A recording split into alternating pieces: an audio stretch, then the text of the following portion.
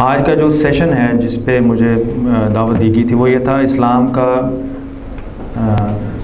Professional और personal development का concept. आजकल जैसे बहुत ज़्यादा वबा फैली है हमारे माशरे में। एक वक्त था जब ह्यूमन रिसोर्स मैनेजमेंट की वबा फैली थी, तो वो शख्स जिसने ज़िंदगी में कभी ह्यूमन रिसोर्स आगे चल के प्रैक्टिस नहीं करनी, उसने भी सोचा मैं ह्यूमन रिसोर्स में MBA कर लेता हूँ।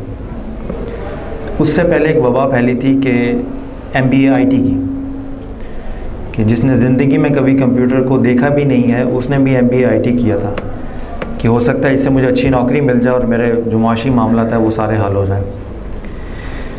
इसी तरह से मुख्तलिफ़ वबाएँ फैलती रही हैं हमारे निज़ाम तालीम में, और आजकल जो वबा बहुत ज़्यादा सरेआम आपको TV चैनल्स पे भी नज़र आएगी वो है पर्सनल डेवलपमेंट की। मुख्तलिफ़ हेल्थ TV अगर आप में से कोई देखता हो तो वहाँ पे कुछ अहबाब आते हैं, कुछ मुख्तलिफ़ फेमस TV चैनल्स पे एक्सपर्ट आते हैं साइकोलॉजिस्ट और साइकोलॉजिकल डेवलपमेंट के हवाले से। इन सब का एक ही काम होता है कि हमारी नौजवान नस्ल को, हमारे बुज़ुर्गों को, हमारे दोस्तों को ये बताएं कि अगर आपने प्रॉपरली डेवलप होना है ज़िंदगी के अंदर, बहुत पर्सनल लेवल पे और प्रोफेशनल लेवल पे, तो उसका तरीका क्या होगा।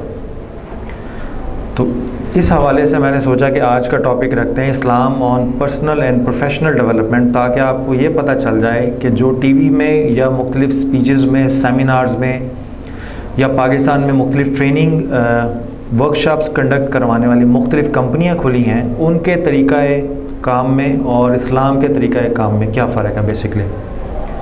क्योंकि मैंने देखा अक्सर जो हमारे यहाँ ट्रेनिंग के एक्सपर्ट्स हैं पाकिस्तान के अंदर और जो सोशल एनालिसिस करते हैं TV के ऊपर, मीडिया के ऊपर, ख्वाह वो सहाफ़ी हैं, ख्वाह वो इंटेलेक्चुअल्स हैं, उनके जो मयारात हैं वो ज़्यादातर मगरबी हैं, इस्लामी नहीं। हमारे यहाँ अक्सर जब MBA HR में अगर आप यहाँ पढ़ते हैं तो यही कोर्सेज जब मुख्तलिफ़ यूनिवर्सिटीज़ में पढ़ाया जाता है तो आप एक देखेंगे बाज़ असातिज़ा में ये कमाल होता है कि वो कट एंड पेस्ट के बड़े एक्सपर्ट होते हैं। उन्होंने लेसन प्लान जो डिज़ाइन किया होगा, कोई किताब पढ़ी होगी, उससे स्लाइड बना ली और उन स्लाइड से फिर आपको पढ़ा दिया। अगर उन स्लाइड से हट के अगर कभी आपने सवाल कर लिया तो वो जवाब देने से कतराएंगे। क्यों? कि उनका सारे का सारा नॉलेज जो है वो एक मखसूस किताब या एक मखसूस प्रेजेंटेशन स्लाइड से आगे नहीं है।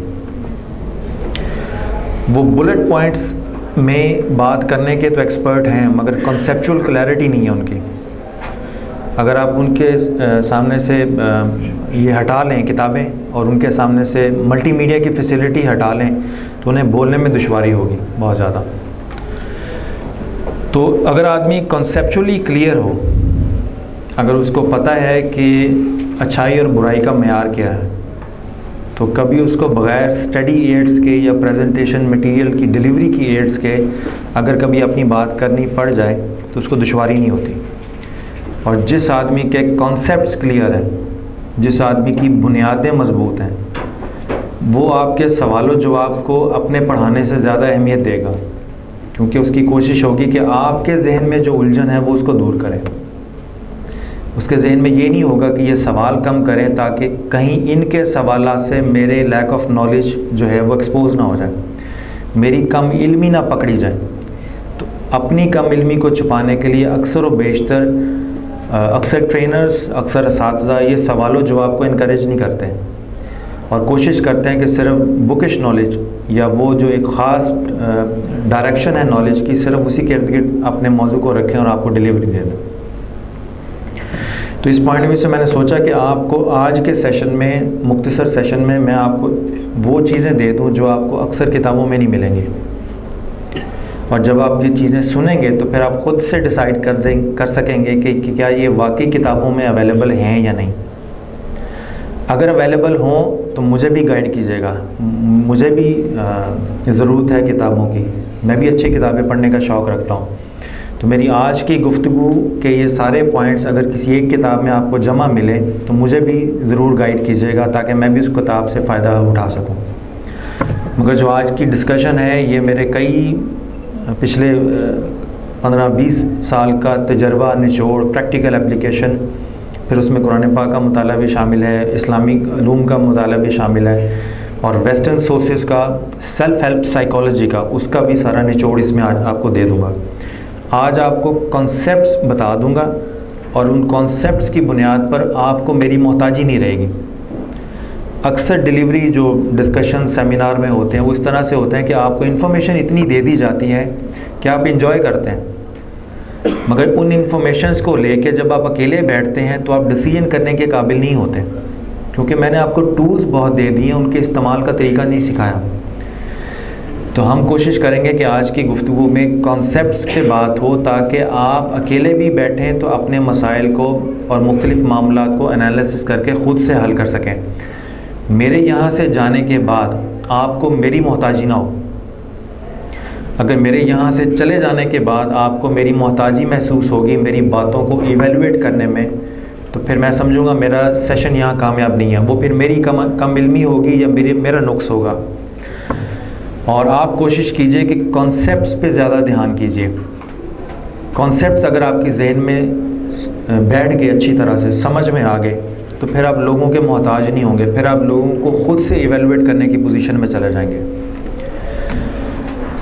तो इस्लामी कॉन्सेप्ट जो है पर्सनल डेवलपमेंट का या प्रोफेशनल डेवलपमेंट का, और इसी तरह से जो वेस्टर्न कॉन्सेप्ट है, मगरबी तसव्वुर है पर्सनल डेवलपमेंट का या प्रोफेशनल डेवलपमेंट का, उस पर बुनियादी फ़र्क क्या है।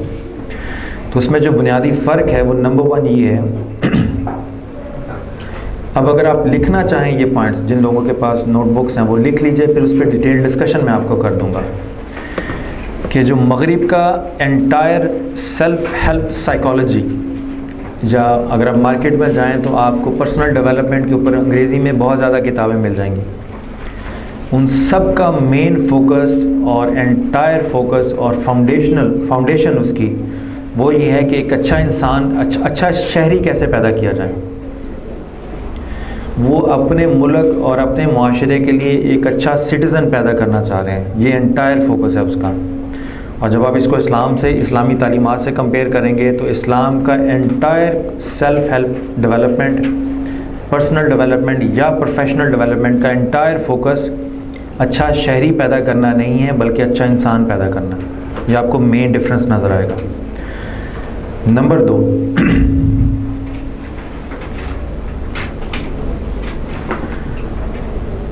जब आप अच्छाई और बुराई का फ़ैसला करेंगे, जब आप पर्सनल डेवलपमेंट पे किताबें पढ़ेंगे, जब आप प्रोफेशनली डेवलप होना चाह रहे हैं या पर्सनली डेवलप होना चाह रहे हैं, तो फिर आपको एक मयार की ज़रूरत पड़ेगी कि किसकी बेसिस पे आप डिसाइड करेंगे कि ये काम अच्छा है और ये काम बुरा है। यानी जब आप पर्सनल डेवलपमेंट के रास्ते पे चलेंगे तो कुछ चीज़ों से आपको बचना होगा अपनी ज़ात को डेवलप करने के लिए, और कुछ चीज़ों को आपको अडॉप्ट करना होगा ताकि उस पर अमल करें तो अच्छी सलाहियतें पैदा हों। मगर कैसे डिसाइड करेंगे कि किस चीज़ को अडॉप्ट करना है और किस चीज़ से बचना है। तो मगरिब में जो मगरबी सिस्टम है, अगर आप उनकी किताबें पढ़ें तो मगरिब में कोई एक स्टैंडर्ड नहीं है। उनके यहाँ मुल्क टू मुल्क या सोसाइटी टू सोसाइटी ये सारे स्टैंडर्ड बदलते रहेंगे। मिसाल के तौर पे होमोसेक्सुअलिटी, हम जिन्स परस्ती, ये अगर आप कुछ साल पीछे जाएं तो बाज़ मगरबी ममालिक में ये हराम थी। ख़ुद यानी गैर मुस्लिम मुआशरे थे मगर वो इसको हराम समझते थे। अब स्कैंडिनेवियन कंट्रीज़ में और अमेरिका की बहुत सारी रियासतों में ये जायज़ है। अब वो जो पहले हराम था अब हलाल हो गया। तो उनके यहाँ अच्छाई और बुराई का मयार उनकी सोसाइटी डिसाइड करती है। यानी सोसाइटी में लोगों ने जमहूरियत के नाम पे मिलजुल के जो अच्छा समझा उसको राइज कर दिया, जो बुरा समझा उसको रोक दिया। और जब आगे चले और सोसाइटी ने दोबारा से डिसाइड कर दिया कि जो हमने बुरा समझा था आज से अच्छा समझेंगे, और जो अच्छा समझते आए हैं उसको आज से बुरा समझेंगे। यानी हलाल और हराम का मयार मगरबी मुआशरे में मुआशरा डिसाइड करता है, उनके यहाँ इससे ऊपर की अथॉरिटी कोई नहीं। जब आप इस्लाम के पर्सनल और प्रोफेशनल डेवलपमेंट के कॉन्सेप्ट को पढ़ेंगे तो इस्लाम में और इस्लामी मुआशरे में हमारे यहाँ अच्छाई और बुराई का मयार मुआशरा नहीं है बल्कि कुरान और सुन्नत है। मगरिब में अगर सारा मुआशरा जमा हो तो हराम को हलाल में बदल सकता है, मगर किसी मुसलमान मुल्क में अगर कोई मुआशरा, सारे मुसलमान जमा हो जाएं कि किसी हलाल को हराम में बदलना है, तो कुरान और सुन्नत डिसाइड करेंगे कि आया मुआशरा गलत है या ठीक। तो मगरिब में वैल्यूज़ को मुआशरा इवेलुएट करता है, जबकि इस्लाम में मुआशरे को कुरान और सुन्नत इवेलुएट करते हैं। ये बुनियादी फ़र्क है। हमारे यहाँ की वैल्यूज़ की बुनियाद कुरान और सुन्नत पर है, मुआशरे के डिसीजन पे नहीं है, जबकि मगरिब में अच्छाई और बुराई वैल्यूज़ की बुनियाद सोसाइटी के डिसीजन पर है। उनके पास कुरान और सुन्नत का ऑप्शन अवेलेबल नहीं है। अब आप पूछेंगे क्यों नहीं है? क्या उनके यहाँ मज़हब नहीं है? उनके यहाँ यहूदियत भी है, उनके यहाँ ईसाइयत भी है और बाकी मज़ाहिब भी हैं, मगर जो डोमिनेटिंग रिलीजन है वो या जुडाइज़म है या क्रिश्चियनिटी है। तो उनके यहाँ भी तो मज़हब है, मगर उसमें फ़र्क बुनियादी तौर पे ये होगा कि उनके यहाँ, अब जो बुनियादी फ़र्क कि वो क्यों मोहताज हैं अपने मुआशरे के, और उनके यहाँ कुरान और सुन्नत का नेमुल बदल मौजूद नहीं है। कि मगरिब में अगर बाइबल जो उनकी इल्हामी किताब है मसीहियों की, अगर बाइबल के मतन पर कोई इख्तलाफ हो जाए तो फ़ैसला कौन करेगा? मिसाल के तौर पे उनके यहाँ बाइबल में 4 अंजीलें हैं। इंजील मती है, लूका है, मुरकस है और यूहन्ना है, जिसको वो मंसूब करते हैं हज़रत ईसा अलैहिस्सलाम की तरफ कि ये हज़रत ईसा अलैहिस्सलाम की अनाजील हैं। हमारा अकीदा मुसलमानों का ये है कि ये वो नहीं है, बट इससे हट के वो जो 4 अंजीलें हैं हज़रत ईसा अलैहिस्सलाम की, और अगर मैं मिसाल दूँ कि मैं और मेरा भाई जो है वो हम दोनों मसीही हैं और हम दोनों उन 4 अनाजील को मानते हैं, तो मेरा और अगर मेरे दोस्त का जो बिलफ़र्ज़ अगर हम दोनों ईसाई हैं, इंजील के ऊपर इख्तलाफ हो जाए किसी एक इबारत के ऊपर, तो क्या करेंगे हम? हमारे पास उस इबारत के अलावा ऑप्शन ही कोई नहीं। तो उनको जो समझ आएगा वो उसको दुरुस्त समझेंगे, जो मुझे समझ में आया मैं उसको दुरुस्त समझूंगा, और हो सकता है जो उसको समझ में आया वो बिल्कुल उसके उलट हो जो मुझे समझ में आया। तो 2 मुख्तलिफ समझें वजूद में आ गई, और अगर 2 की बजाय तादाद 500 या 1000 की हो तो मतन तो एक ही है, मगर उस मतन से समझ में क्या आया वो हर आदमी फिर खुद डिसाइड करेगा। तो प्रोटेस्टेंट में तो कोई अथॉरिटी नहीं है समझ की, उनके यहाँ जो मज़हब है, तो उसमें जिस आदमी को जो समझ में आया उसने अपना फ़िरका बना लिया। और कैथोलिक्स में ये है कि पोप डिसाइड करता है कि इस मतन का मतलब क्या होगा, मगर पोप बकौल उनके अकीदे के वो इल्हामी डिसीजन रखता है। मगर पोप के भी कई फ़ैसले अगर देखें, जैसे यहूदियों का जो कत्लेआम हुआ था हिटलर के दौर में, तो उसमें पोप की अप्रूवल शामिल थी, और अब आके इस सदी में पोप ने बाकायदा यहूदियों से माफ़ी मांगी कि वो गलत काम था। तो इससे भी साबित हुआ ना कि कई काम जो उस वक़्त इल्हामी समझे जाते थे, आज आके दूसरे पोप ने ऐलान किया कि वो गलत थे। तो अब पोप के भी डिसीजंस को अगर आप देख लें तो पता चलेगा कि उनके यहाँ कोई भी एक अथॉरिटी ऐसी नहीं है जो फाइनल डिसाइड कर सके कि किसको सही समझ आई है, किसको गलत। तो जब सबको मुख्तलिफ समझें आएंगी तो फिर मिलजुल के सभी डिसाइड करेंगे कि सच क्या है और झूठ क्या है। तो इसीलिए उनके यहाँ जब उनकी इल्हामी किताब के मतन के ऊपर कोई इख्तलाफ होता है तो इस इख्तलाफ को ख़त्म करने के लिए कोई उसका नेमुल बदल मौजूद नहीं है। अब आप आएँ इस्लाम की तरफ। इस्लाम में इल्हामी किताब क्या है हमारी? कुरान मजीद। अगर कुरान के किसी मतन पर इख्तलाफ हो जाए 2 दोस्तों का, एक कहे कि मुझे इस मतन से या इस आयत से जो समझ में आया है यही ठीक है, और दूसरा कहे नहीं मुझे जो समझ में आया है वो ठीक है, जबकि दोनों की समझ मुख्तलिफ हो, मुतज़ाद हो, तो कैसे फ़ैसला करेंगे कि किसकी समझ ठीक है किसकी गलत? हदीस और सुन्नत डिफ़ाइन करेंगी।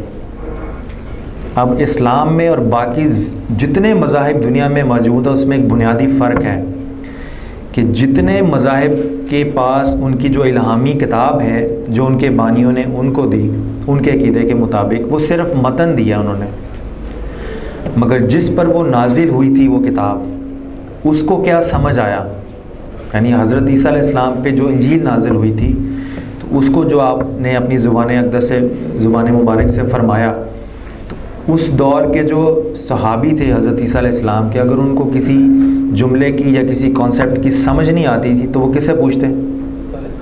हज़रत ईसा अलैहिस्सलाम से, तो उनसे ज़्यादा समझ तो किसी की नहीं होगी कि जिसके ऊपर ना कलाम नाजिल हो रहा है उससे ज़्यादा उसी को असल समझ आया होगा ना। तो उनके दौर में जो हज़रत ईसा अलैहिस्सलाम से अपने कन्फ्यूजन को क्लैरिफाई कर लेते थे, क्लियर कर लेते थे, वो तो बचे रहे। मगर जब ज़माना आगे बढ़ा और उन लोगों के पास सिर्फ वो किताब रह गई जिसको वो हज़रत ईसा अलैहिस्सलाम की तरफ मंसूब करते हैं, तो आज के दौर में अगर वही बात जो हमें समझ में नहीं आई तो हम किससे पूछें? हज़रत ईसा अलैहिस्सलाम तो नहीं है। तो इस्लाम में बुनियादी फ़र्क दीगर मज़ाहिब की निस्बत एक ये है कि इस्लाम में मतन के साथ साथ अल्लाह ताला ने उस मतन का जो फ़हम है, उसकी जो समझ है, उसको सुन्नत और हदीस की शक्ल में भी कुरान के मतन के साथ महफूज कर दिया। अब अगर आपको और मुझे कुरान पाक के मतन के हवाले से किसी इशू के ऊपर इख्तलाफ है तो हम किसी मौलवी के पास नहीं जाएंगे, हम किसी मुफस्सिर के पास भी नहीं जाएंगे, क्योंकि कोई तफसीर इल्हाम से नहीं लिखी और किसी पे वही नहीं उतरती कि अब जो वो बयान करेगा वो बिल्कुल दुरुस्त होगा। मुफस्सिर, आलिम दीन, मौलवी ये आपको समझने में असिस्ट कर सकते हैं, मगर कुरान पाक के माना और मफ़हूम को इस तरह से डिफ़ाइन नहीं कर सकते कि जो वो बता रहे हैं वही स्टैंडर्ड है। तो हमारे यहाँ ये है कि जब कुरान पाक के मतन पर कोई इख्तलाफ हो जाए माना और मफ़हूम के मामले में, तो हुज़ूर सल्लल्लाहु अलैहि वसल्लम की सुन्नत और हदीस से हम रहनुमाई लेते हैं माना को डिफ़ाइन करने में। मिसाल के तौर पे जैसे ख़ातमुन नबीयीन का लफ्ज़ है, तो जो कादियानी अक़ीदे के लोग हैं वो ख़ातम के ग्रामेटिकल मीनिंग्स यानी उसके मानवी तर्जमे में या इस्तिलाही माना और मफ़हूम में लफ्ज़ के ग्रामर के दरवाज़े से दाखिल हो के उसके मतलब को चेंज करके तो ये डिफ़ाइन करते हैं कि नबूवत का दरवाज़ा अभी भी खुला हुआ है, जिससे वो मिर्ज़ा ग़ुलाम अहमद कादियानी को नबी साबित करते हैं। तो अब जब हम बात करते हैं उनसे ख़ातम के हवाले से, तो हमें बताएंगे कि ग्रामेटिकली जो आप समझ रहे हैं कि क़यामत तक का दरवाज़ा बंद हो गया है वो बिल्कुल गलत है, और जो उनको समझ आई है वो बिल्कुल ठीक है। तो इख्तलाफ हो गया ना एक लफ्ज़ पे, तो हम क्या करेंगे? हम हुज़ूर सल्लल्लाहु अलैहि वसल्लम की सुन्नत और हदीस की तरफ रहनुमाई लेंगे और ख़ुद हुज़ूर से पूछेंगे आपकी सुन्नत और हदीस के वसीले से कि आप हमारी रहनुमाई फरमाइए कि ख़ातम से क्या मुराद है। तो हुज़ूर सल्लल्लाहु अलैहि वसल्लम की हदीस है आपने बेशुमार दोस्तों ने सुनी होगी कि अब मेरे बाद क़यामत तक कोई नबी नहीं आएगा। अब क्वेश्चन ये है कि जब हुज़ूर ने ख़ुद डिफ़ाइन कर दिया तो आपको नए नए मतलब निकालने की क्या ज़रूरत है? इससे वाज़ेह हो गया कि आपकी नीयत में फ़तूर है, कुरान पाक के मतन में कोई मसला नहीं है। तो अब मगरिब के पास ये नेमुल बदल नहीं है कि उनकी इल्हामी किताब जिस हालत में भी उनके पास है उसके माना और मफ़हूम के हवाले से वो कोई स्टैंडर्ड अप्रूवल अथॉरिटी उनके पास नहीं है। जबकि इस्लाम के यहाँ कुरान और सुन्नत के साथ साथ वो यानी जब आप कुरान पाक की आयत पढ़ते हैं कि हमने इसको नाजिल किया और हम ही इसकी हिफाजत करने वाले हैं, अगर आप मुफस्सरीन को पढ़ें तो वो कहते हैं कि कुरान पाक की मतन की हिफाजत के साथ साथ इसके माना और मफ़हूम की हिफाजत का ज़िम्मा भी अल्लाह ने लिया है कि क़यामत तक इसका जो स्टैंडर्ड माना और मफ़हूम है सुन्नत और हदीस की शक्ल में, ये क़यामत तक कभी मुहर्रफ नहीं होगा। इसलिए हमारे यहाँ इस्लाम के अंदर वही की दो किस्में हैं, वही जली और वही ख़फ़ी। तो जो जली है वो कुरान पाक के मतन की शक्ल में हम तक पहुँची है, और वही ख़फ़ी जो है वो हदीस और सुन्नत की शक्ल में हम तक पहुँची है। तो ये बताना था कि हम कंपेयर कर रहे थे मगरिबी सिस्टम को पर्सनल डेवलपमेंट के और इस्लामिक सिस्टम को। तो इस्लाम के अंदर ये है कि हम जब आप पर्सनल डेवलपमेंट के रास्ते पे चलेंगे, आप डिसाइड करेंगे कि मैंने ये आदत अपनानी है और इससे परहेज़ करना है, तो हमारे पास वो स्टैंडर्ड है, इस इत्मीनान के साथ वो स्टैंडर्ड है कि आपकी ज़िंदगी के बाद भी क़यामत तक वही स्टैंडर्ड रहेगा।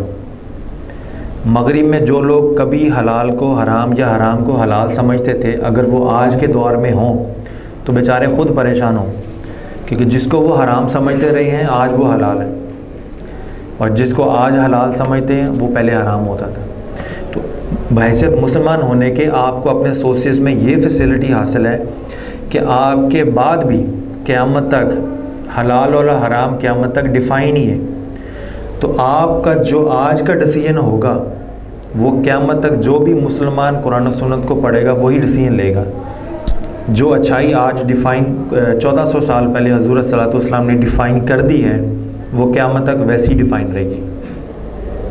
इसलिए मुसलमानों को जो ऑप्शन हासिल है